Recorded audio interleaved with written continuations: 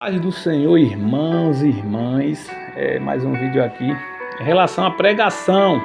Quando eu preparo pregação sistematizada com tópico, tema tal, né?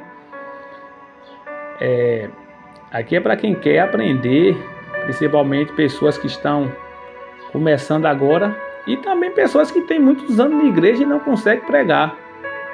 Porque eu conheço aqui, né? Conheço vários. Inclusive várias irmãs que congregam comigo não conseguem pregar. 15, 17 anos na presença do Senhor e não conseguem pregar. Por quê? Muitas vezes não estuda, não segue os caminhos certos. Pregação, meus irmãos, não é você chegar, pregar, vamos supor, vai falar sobre a volta de Cristo, de repente já está lá no Mar Vermelho, está na volta de Cristo, de repente está no Mar Vermelho, a mulher samaritana, isso. Então, pregação não é assim. Pregação você fica dentro do contexto que você está pregando. Porque senão depois a pessoa não entende. Aí a pessoa fica crente e abafando que está pregando bonito. Falei a Bíblia toda, mentira. Pregou nada, né? Então pregação você não pode sair do contexto que você está. Então eu terminei a pregação agora. Mandei minha esposa escrever, né?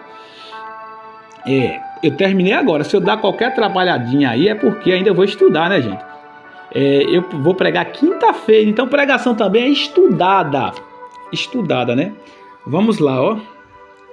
Com certeza, antes de eu chegar aqui, eu vou introduzir. Não sei se eu vou introduzir com o livro da Bíblia, falando um pouquinho em relação ao livro que eu vou pregar, que é o de Mateus, ou se eu vou introduzir falando um pouquinho sobre Jesus, a história de Jesus, nascimento. Você pode introduzir uma pregação dessa aqui, ó, que é a parábola do joio e do trigo, que é Jesus que está contando essa parábola. Então você, para entrar na pregação, você pode falar um pouquinho do livro que você vai pregar, ano do livro, tal, em que data foi escrito, para quem foi direcionado o livro. Ou você pode já dando introduzida ali, porque tem pessoas que não conseguem pregar os 40 minutos. Diz que quando chega nos 10, não consegui mais. Quando chega nos 7 minutos, já não consegui mais. Então tudo é você ter uma estratégia ali, trazer a pregação ali, né? Então aqui, essa pregação provavelmente eu vou trazer primeiro, eu vou falar um pouco de Jesus, né? O nascimento e tal. E o fundo musical também tem que bater com a pregação que eu vou pregar. Ó. Eu tenho uns 10 fundos musical aqui e eu olho com a pregação que eu vou pregar. Então vamos lá. Vocês estão vendo aí? Na hora que eu vou ter que virar a folha aqui, eu vou dar uma paradinha, né? Porque eu só tô com uma mão só. Então vamos lá. Vamos supor aí, eu vou pregar lá, tal, abro o texto bíblico lá, falando sobre parábola. Aí eu vou dar a introdução. Vou começar. Então, irmãos, parábolas, isso aí eu já terminei a introdução. Já falei o de Jesus, a introdução dele, ou de Jesus, ou do próprio livro de Mateus. Aí agora eu vou entrar na parábola.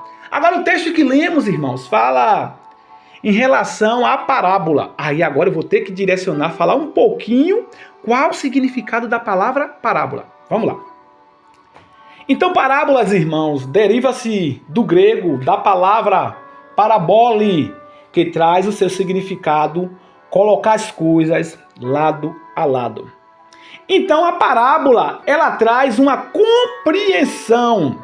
Se você for meditar, meus irmãos, no Novo Testamento, a expressão, presta atenção, na expressão figurada, comparações e metafórica, são todas chamadas de parábolas. As parábolas são histórias simples e curtas, onde tem muitos detalhes de ensinos. Aí agora, se eu for meditar nas classificações da parábola, aproximadamente um terço dos ensinamentos de Jesus foram formados sobre parábolas. O número de parábolas no Evangelho são de aproximadamente de 50 a 60 parábolas. E a pregação fica linda, irmão. Se você dá aquela introdução caminhando ali no altar, de 50 a 60 parábolas. O Evangelho de Lucas é o mais rico em parábolas, que tem aproximadamente 24 parábolas. O de Mateus, 20. O de Marcos, 8. Aí aqui agora já vou ver a pregação. Trigo e joio. Aí eu passo o olho, já sei que eu vou entrar agora na pregação. Então, irmãos, o texto que lemos fala da parábola do trigo e do joio. Aí, ó. Ricos proprietários de terra controlava a maior parte das terras rurais do Império Romano, onde trabalhava ali camponeses livres e escravos. Os livres e os escravos parecia, os livres e escravos era parecido, tá vendo? Era parecido. Também escrevi agora na gente. E ainda mais a letra da minha esposa. Eu não consigo ler as minhas direito, imagina da minha esposa. Os livres e escravos era parecido, as condições de vida era parecida. Porém, os escravos, isso aqui é tudo ricos detalhes, viu, irmão? Porém, os escravos espancava e era vendido, já os livres não. É possível que grande parte dos ouvintes de Jesus eram agricultores, por isso que ele falou a parábola aqui. Vamos lá. Então aqui menciona a parábola do trigo e do joio. As pessoas costumavam dormir, aí agora eu vou para o contexto aqui, viu, irmão? Contexto histórico. Porque Jesus falou daquele jeito lá. As pessoas costumavam dormir depois do almoço e por mais tempo. Naquela época havia disputa entre os agricultores, a ponto de a lei romana ter que proibir a prática de semear plantas venenosas no campo dos vizinhos. Olha, planta venenosa. Aí aqui eu já trago um pouquinho o contexto de hoje, que eu não sou menino. Os irmãos que ficam semeando contenda, vocês acham que eu vou passar isso aqui? Aqui eu não passo em branco não, meu irmão. A ponto da lei romana ter que proibir a prática de semear planta venenosa no campo vizinho. O alimento da época era pão e trigo. Havia, contudo, uma erva venenosa conhecida como joio. Olha aí o mistério. Que se parecia com o trigo no seu estágio inicial. Aí eu já trago no contexto de hoje, que eu não sou menino, né, irmão? Muitos estão dentro da igreja, irmãos, no estágio inicial. Muitos é joio e tá pensando que é trigo. Vamos lá. Deixa eu ver, que se parecia com o trigo e no estágio inicial. Só poderia ser diferenciado o trigo do joio quando a espiga aparecia. Isso aqui também eu não perdo um lance não, meu irmão. Só podia ser diferenciado o trigo do joio quando a espiga aparecia, ou seja, na hora do fruto. Quais são os teus frutos? Ou seja, tá tudo misturado, joio e trigo dentro da igreja. Tá tudo misturado. Mas agora nós vamos saber quem está dando fruto. Olha que interessante. Por isso que Jesus falou, rapaz, Jesus, misericórdia. Só poderia ser diferenciado o trigo do joio quando a espiga aparecia. Os campos eram limpos, pronto, na primavera, mas as ervas daninhas... Deixa eu ler aqui, meu Deus, as letras da minha esposa aqui.